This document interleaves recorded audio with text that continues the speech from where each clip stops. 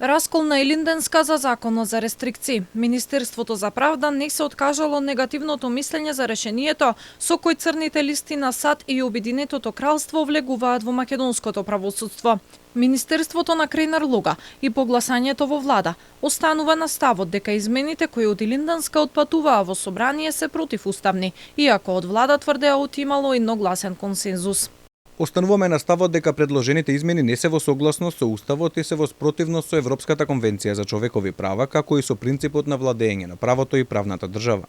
На предпоследната одржана седница на владата на Димитар Ковачевски на 16 јануари, министрите очигледно не се грижеле за ставот на Луга и кренале рака за, но владата одлучи да премолчи од имало негативно мислење, туку официјално соопшти дека имало едногласна политичка волја.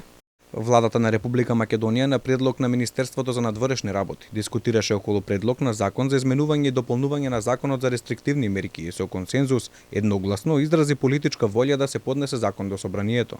Мислењето од правната и бизнис филата дека со овој закон ќе служиме за подсмев кај странците, а државата се става над правото и законите, не било многу важно за Димитар Ковачевски. И покрај негативното мислење од неговиот министер, пред да ја напушти фотелјата, Ковачевски во петокот ставил параф на измените на законот.